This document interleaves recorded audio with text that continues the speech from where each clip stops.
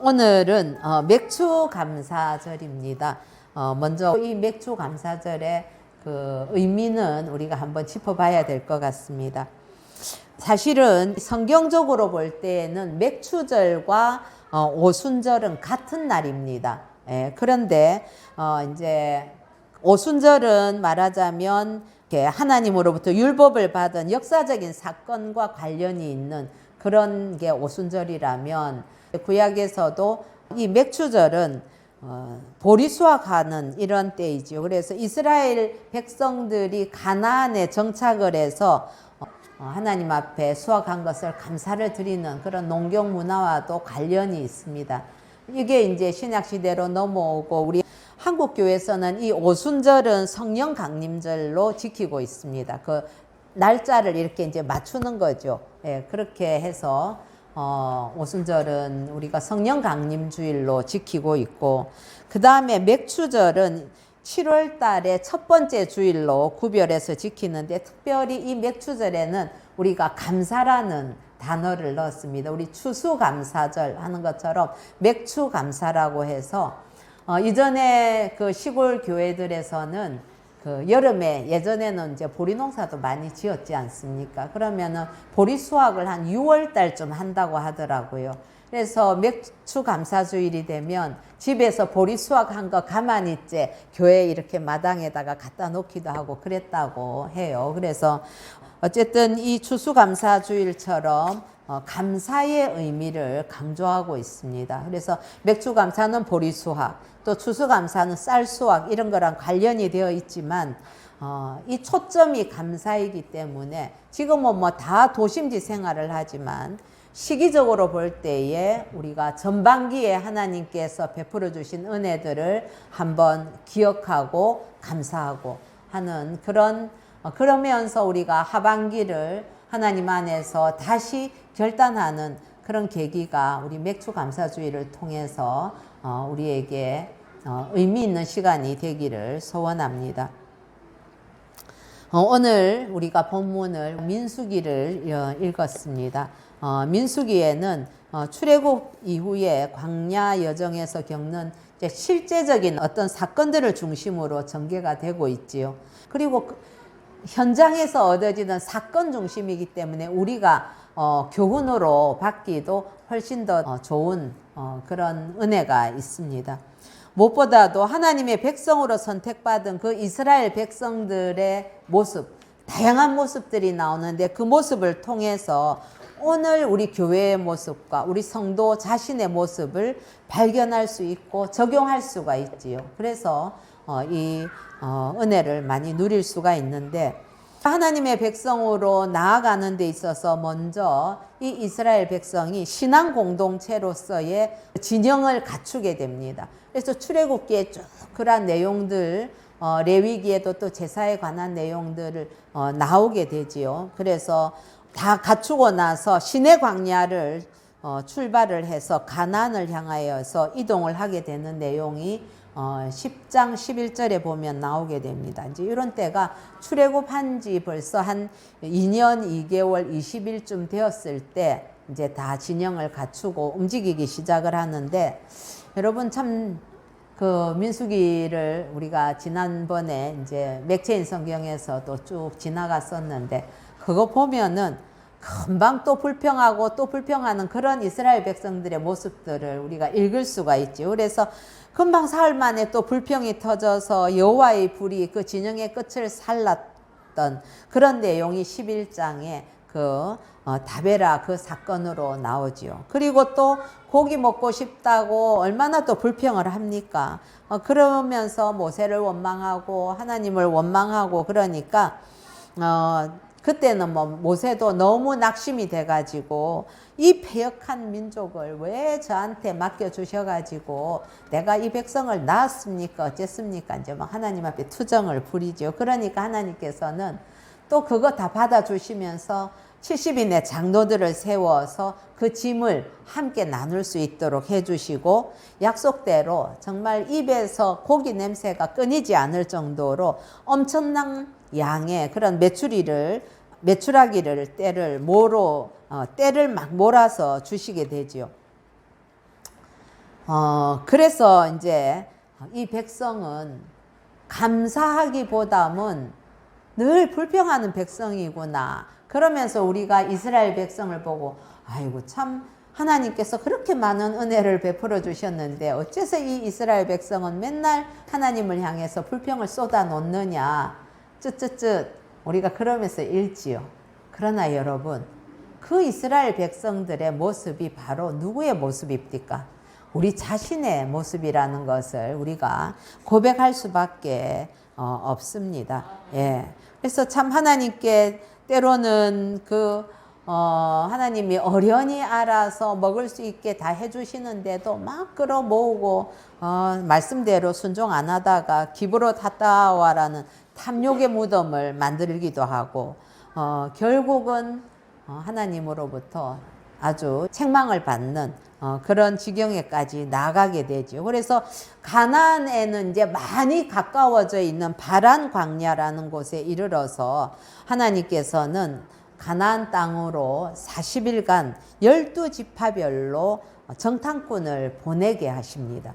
그리고 다녀와서는 그 젖과 꿀이 흐르는 하나님이 약속하신 그 땅에 대해서 그 땅이 참 좋습니다 라는 보고는 잘 시작을 했는데 2절에 보면 절대 다수가 부정적인 그런 보고를 하였습니다. 그러자 이스라엘 백성들의 그러한 반응들이 참 마음을 안타깝게 하는 그런 반응들이 나왔죠. 어쩌면 그게 우리들의 모습이기도 할 것입니다.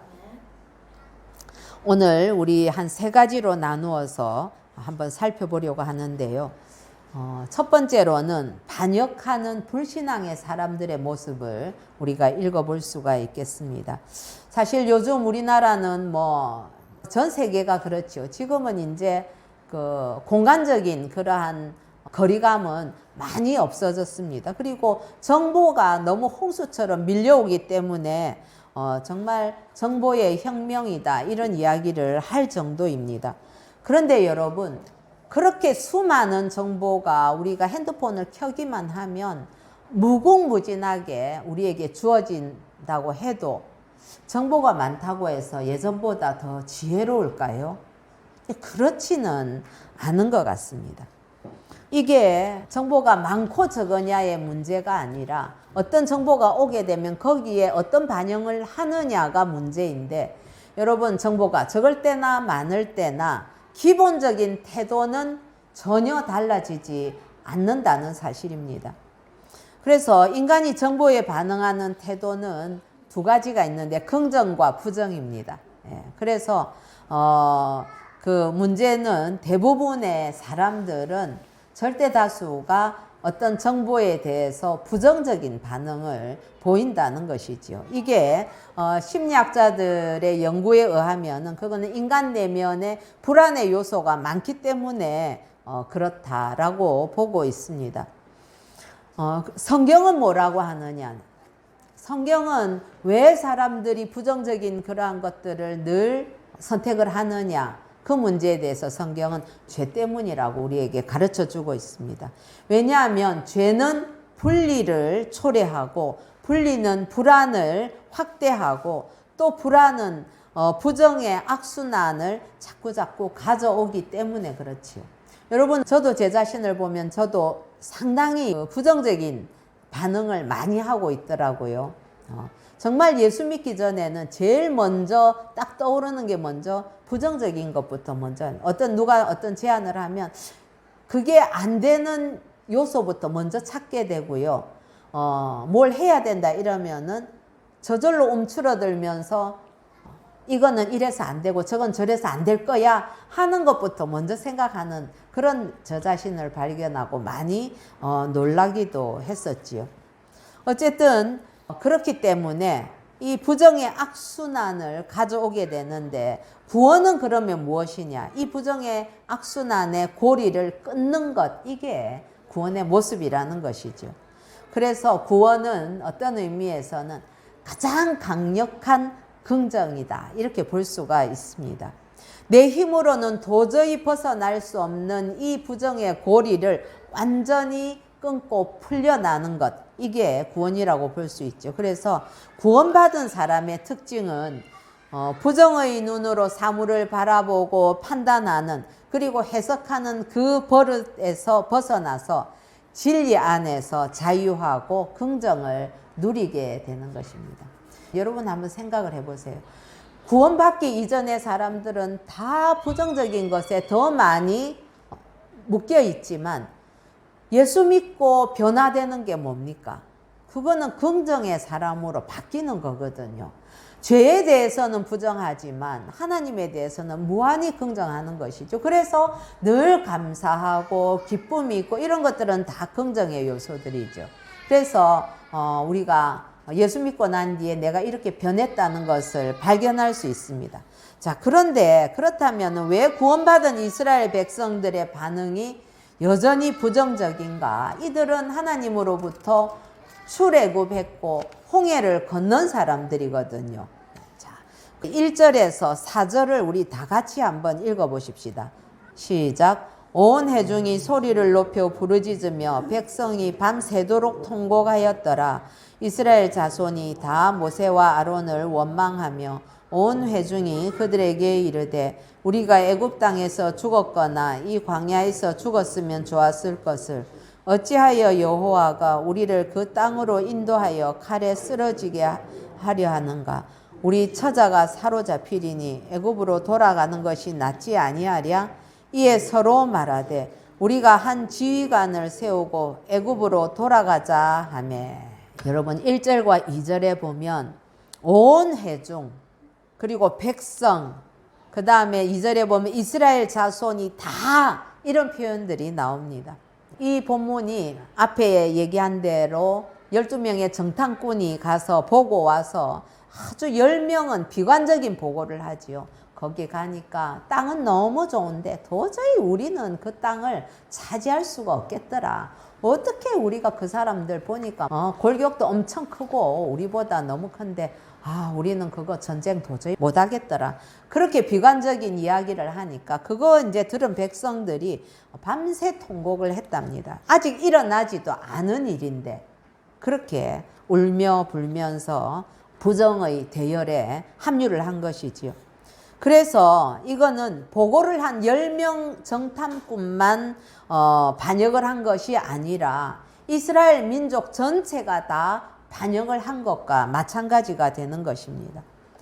처음에는 모세와 아론을 원망하다가 나중에 3절에 보면은 하나님께로 원망을, 어째서 여호와가 우리를 이 땅으로 인도해서, 이래서 하나님을 원망을 합니다.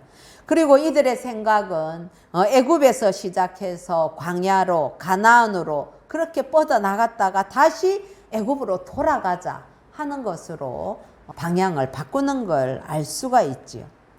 사랑하는 성도 여러분, 사실 하나님께서는 하나님 자신을 출애굽과 관련해서 늘 규정을 하십니다. 그래서 출애굽기 20장 2절에 보면 나는 너를 애굽 땅 종되었던 집에서 인도하여 낸 내 하나님 여호와니라, 이렇게 말씀하시죠. 그래서 하나님 여호와라는 것을 말씀하실 때는 그렇게 너를 애굽 땅 종이 되었던 곳에서 나는 구원한 존재이다 라고 이야기를 하는 것 아니겠습니까? 그래서 이스라엘과 하나님과의 그 관계에서 핵심은 어떤 사건이냐? 그건 바로 출애굽 사건이라는 것이지요. 그런데 하나님이 행하신 그 구원 사건을 부인하는 것은 이스라엘의 그 반역 중에서도 가장 큰 반역이라고 할 수 있는 것입니다.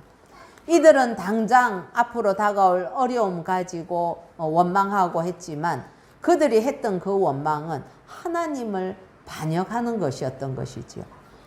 사랑하는 성도 여러분, 출애굽하기 이전부터 이 이스라엘 백성들은 얼마나 큰 기적들을 경험을 했습니까? 애굽에서도 하나님께서 그렇게 놀라운 재앙을 베풀다가 나중에 지난주에 우리가 봤던 것처럼 6월절에 놀라운 은혜를 입게도 했고, 그리고 홍해가 갈라지고 그 외에도 수많은 기적들을 이들은 체험을 했었지요. 그럼에도 불구하고 이들의 이 믿음은 많은 체험을 했음에도 불구하고 늘 흔들리고 방황을 하고 있다는 걸 알 수 있습니다.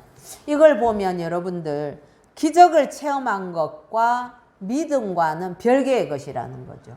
우리가 생각할 때는 우리는 늘 뭔가 큰 어떤 이벤트를 원합니다. 하나님 기적을 보여주세요. 기적을 보면 우리가 믿음이 좋아질 것 같지요.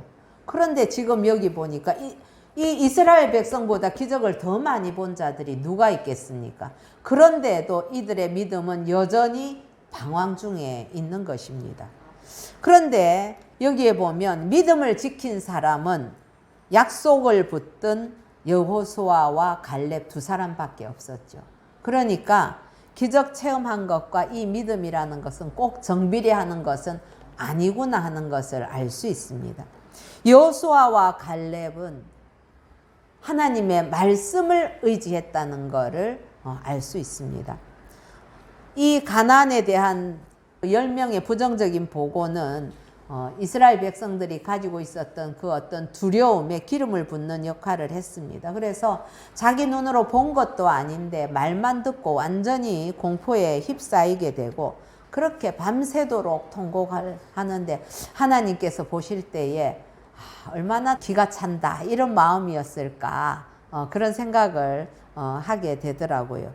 그리고 더 놀랄 일은 자신들이 노예로 살던 때를 오히려 더 그리워한다는 사실이죠. 여러분 그리고 애굽으로 돌아가자 하는 그런 선동에 휘말리게 되는 것을 보게 됩니다. 여러분 정탐꾼들은 누구였을까요? 이 사람들은 우매한 사람들을 정탐꾼으로 보내지 않았습니다. 12지파에 한 명씩 뽑았으니까 이 사람들은 그 지파의 지도자들과 같고 그걸 판단할 수 있는 판단력이나 이런 모든 것들이 뛰어난 사람들을 선별해서 보냈을 것입니다. 그랬기 때문에 어쩌면 그들의 보고가 이스라엘 백성들은 하나님의 말씀을 신뢰하기보다는 그 사람들을 더 신뢰했던 것 같아요. 그래서 불신앙의 모습을 보이고 말았죠. 그래서 지도자들이 보여주는 불신앙은 하나님의 뜻을 왜곡시킨다는 것을 알 수가 있습니다. 하나님께서는 그 약속을 변개시키려고 하신 적이 단 한 번도 없습니다. 그래서 이스라엘 백성들에게 가나안 땅을 주려고 늘 하셨지만은 지도자들의 이 불신앙 때문에 하나님의 약속이 훼손되는 그런 결과를 갖고 오고 말았습니다.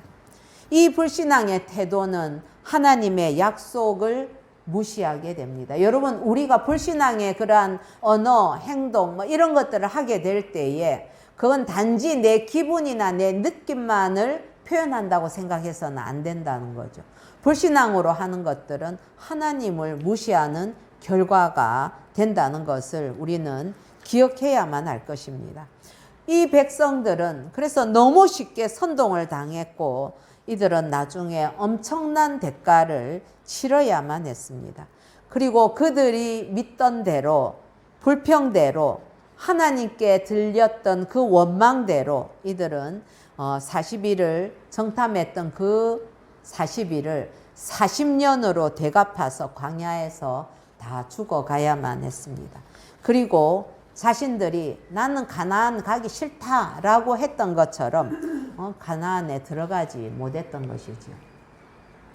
여러분 그렇기 때문에 우리가 현재도 살아갈 때에 보면 어떤 세력들에 대해서 선동당할 때가 참 많이 있습니다. 특히 요즘은 매스컴을 통해서 우리가 너무 많은 정보들을 보게 되고 하는데 그럴 때에도 그리스도인들은 그런 어떤 객관적인 자료들에 의해서 우리의 마음이 흔들리거나 선동을 당하거나 그러면 여러분 막대한 대가를 치러야 된다는 것을 기억해야 되죠. 그래서 어떤 상황에서도 하나님께서 우리에게 주신 그 약속을 붙들고 소망 가운데 든든히 서는 것이 우리 성도들에게는 꼭 필요한 덕목이 될 것입니다.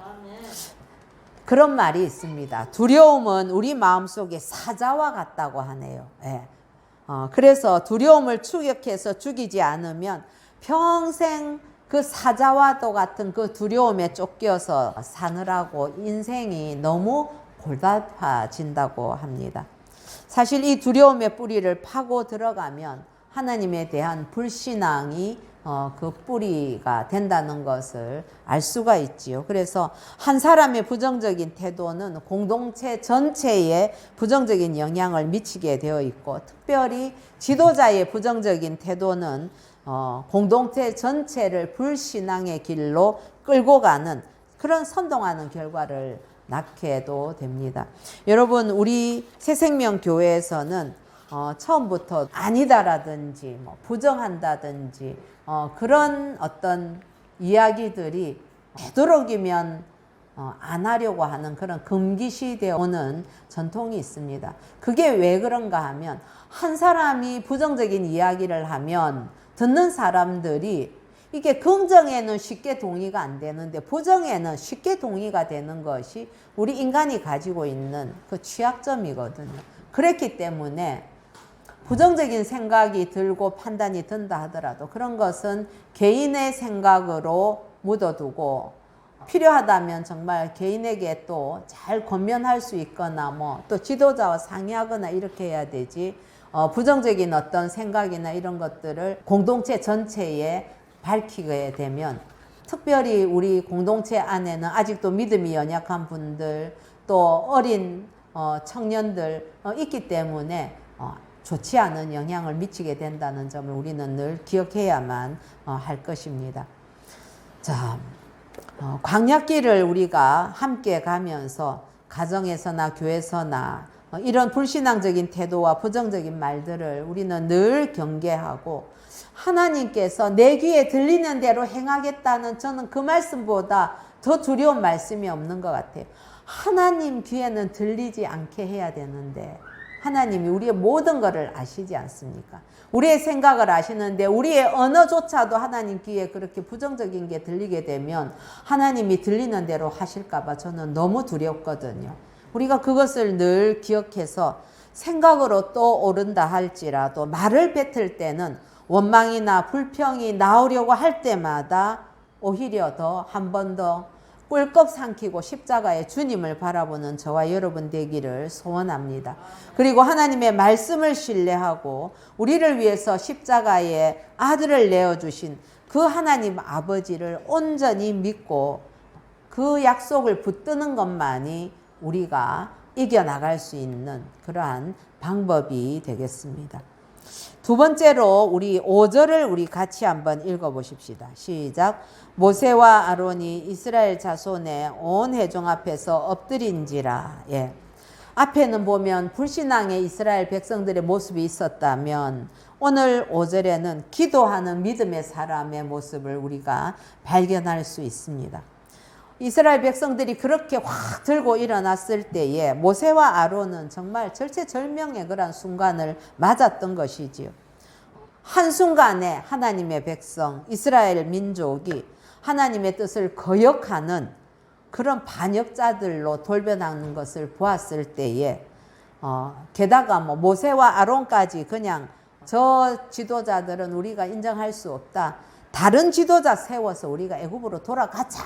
그렇게 했을 때에 얼마나 이 상황이 암울하고 절망적이었겠습니까?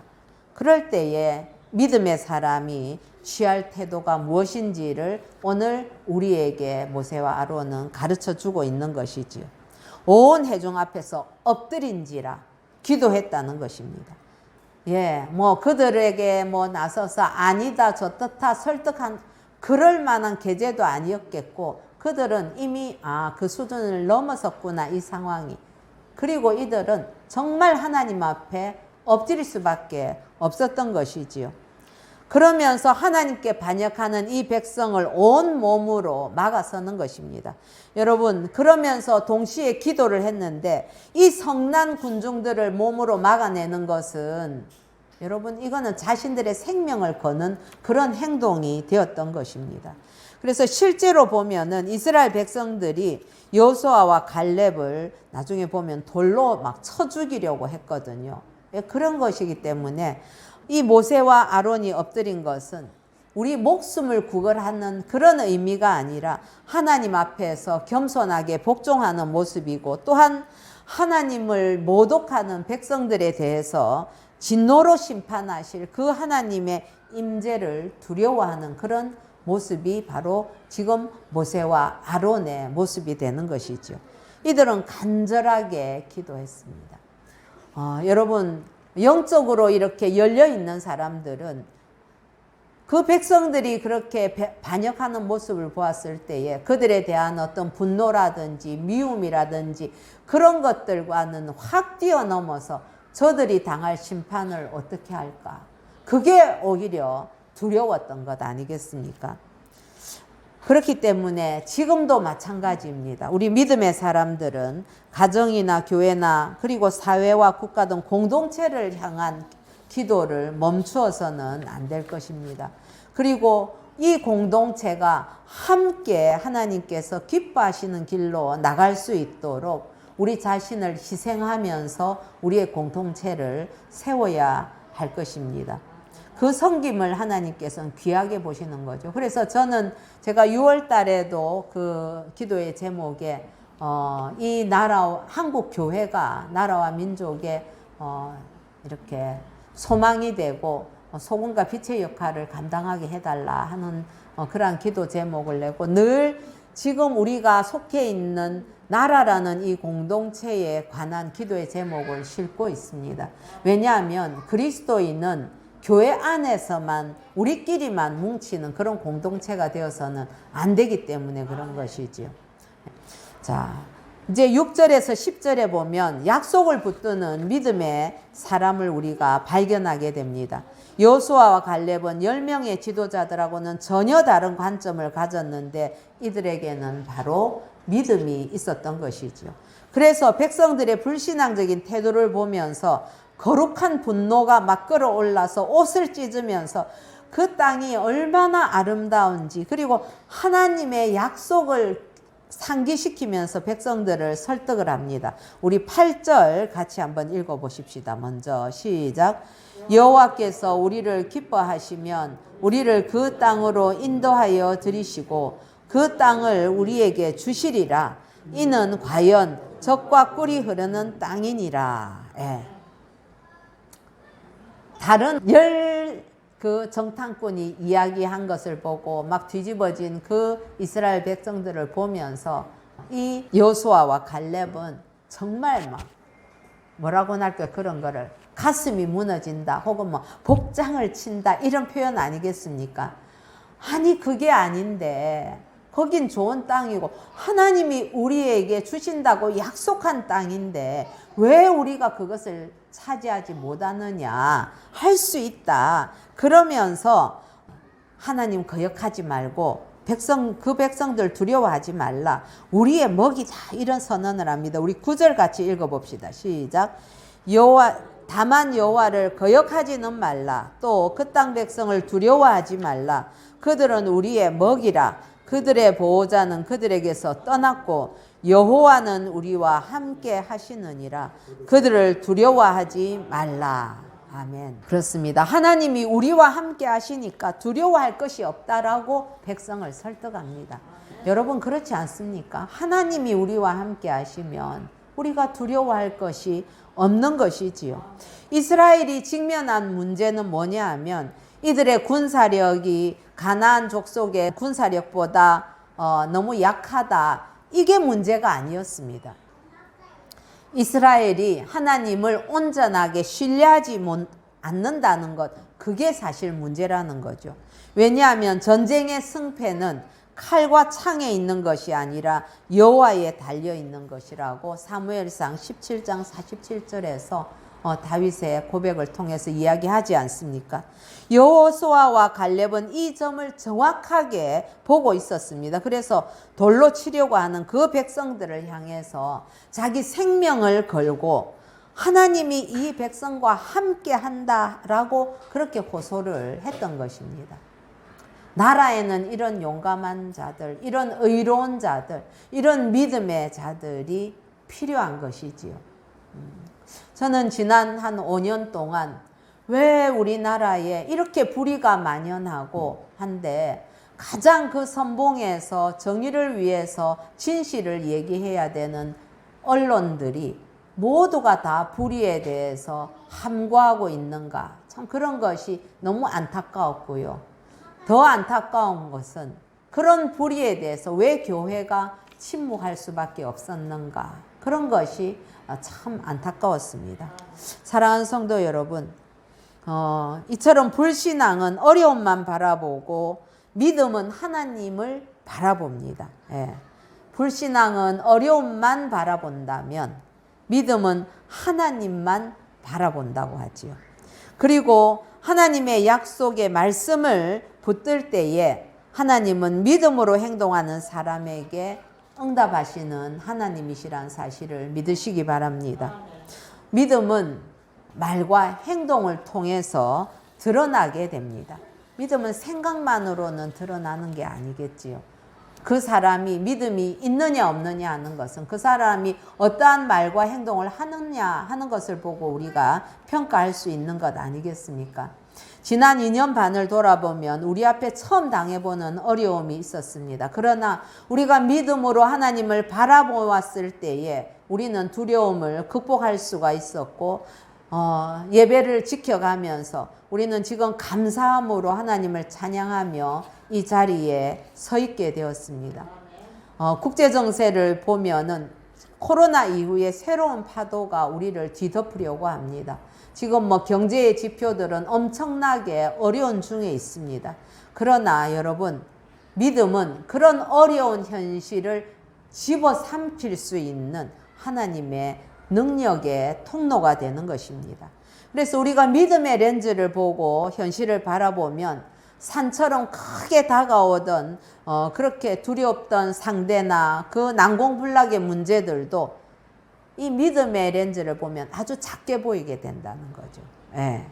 두려워서 떨던 대상이 그야말로 참 손톱의 때처럼도 보이지 않는 그런 아주 간단하게 처리할 수 있다는 담대함이 우리에게 생기게 될 것입니다.